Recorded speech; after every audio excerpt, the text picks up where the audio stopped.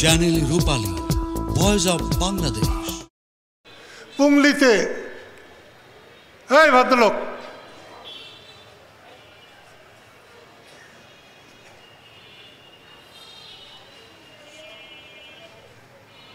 এই জন্যই দেশ থেকে আদব কায়দা সব চলে গেছে।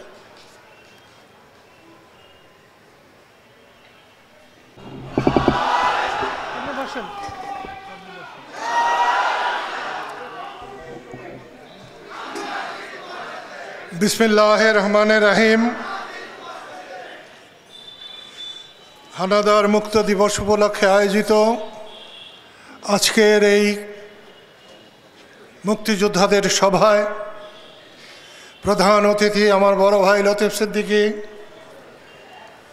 টাঙ্গাইল জেলা মুজিব বাহিনী প্রধান আলমগীর খান মেনু, আমার প্রাণ প্রিয় কন্যা কুশি সিদ্দিকী, আমার খালা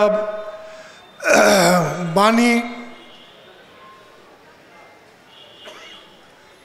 আবুল কালাম আজাদ, ফজলুল হক, আবদুল্লাহ বীর প্রতীক, হুমায়ুন মাঙ্গাল, আরও নেতৃবৃন্দ, আমার মুক্তিযোদ্ধা ভাইয়েরা, আজকে আমার জীবনের শ্রেষ্ঠ দিন,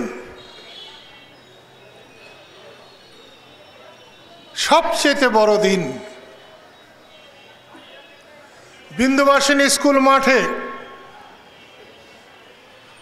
1971-এর 23শে মার্চ আলমগীর খান মেনু ছিলেন সভাপতি। সেই মিটিং আমি পরিচালনা করছিলাম। লতিফ সিদ্দিকী সেই মিটিংয়ে শপথ বাক্য পাঠ করিয়েছিলেন।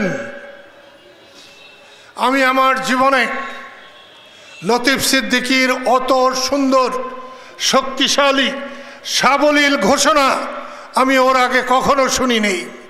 সেটা ছিল আমার জীবনের শ্রেষ্ঠ একটা দিন, এবং জানি না আর কোনো দিন দেখা হবে কিনা, এটাই শেষ কথা হবে কিনা, কিন্তু আমি আজকে খুবই আনন্দিত যে সেই লতিফ সিদ্দিকী আজকে এই সভায়, সেই আলমগীর খান মেনু আজকের এই সভায়। আমি আল্লাহর প্রতি শুকরিয়া জানাই। আমি ছেলেবেলায় নাদান ছিলাম, আমার জ্ঞান, গরিমা, বোধ, বিবেচনা কিচ্ছু ছিল না। আমি ভীত ছিলাম। আইয়ুব মোনানের সময় যখন আমার বড় ভাই লতিফ সিদ্দিকী বক্তৃতা করতেন শত শত হাজার হাজার মানুষের সামনে, আমি ভিড়ের মধ্যে বসে কাঁপতাম আর বারবার মনে করতাম, একই মায়ের পেট থেকে একই বাপের ঔরসজাত সন্তান, তার অত সাহস, আমি এত ভীতু কেন? ধীরে ধীরে রাস্তায় নেমেছিলাম, কথা বলতে শিখেছিলাম, বক্তৃতাও করতে কিছুটা শিখেছিলাম।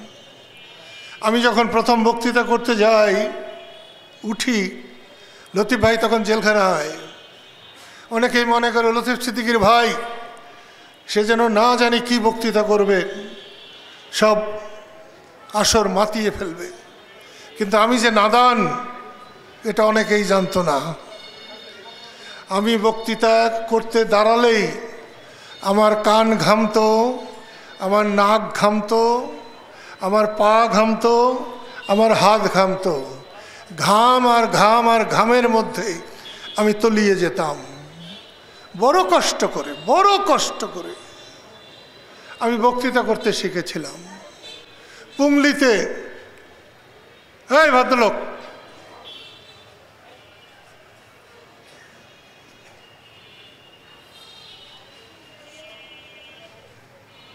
এই জন্যই দেশ থেকে আদব কায়দা সব চলে গেছে।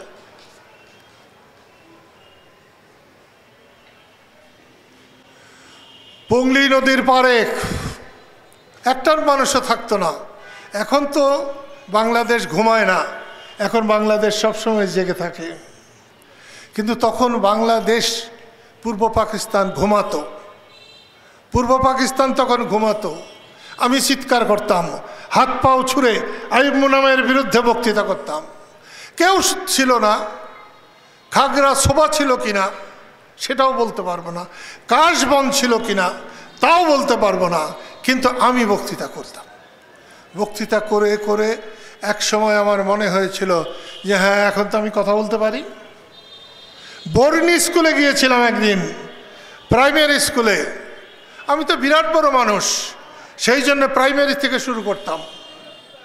সেখানে দেখলাম যে আমি তো বেশ ভালো বলতে পারি, যা ভাবি তাই বলতে পারছি। এরপরে গেলাম মির্জাপুর হাটে, 4-5 জায়গায় পথসভায় বক্তৃতা করলাম। আমি যা বলতে চাই তা বলতে পারি। সেই দিন থেকে ধীরে ধীরে শিখেছিলাম।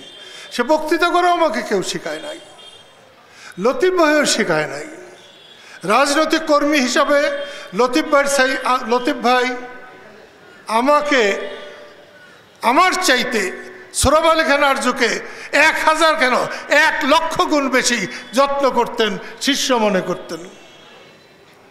কিন্তু আমার এতে কিন্তু কিছু মনে হয় নাই। তার সাহস, তার শক্তি আমাকে উৎসাহিত করেছে, আজকের মানুষ বানিয়েছে। যদি লতিফ সিদ্দিকী না থাকতেন, আমার বড় ভাই না হতেন, তাহলে আমি হয় গরুর রাখাল হতাম, না হলে রিক্সাওয়ালা হতাম। এদেশের সব রিক্সা যে চালানো শিখায়, রিক্সার ওস্তাদকেও, রিক্সা আল্লাহ তার ওস্তাদকে মান্য করে। রাজমিস্ত্রি তার ওস্তাদকে মান্য করে।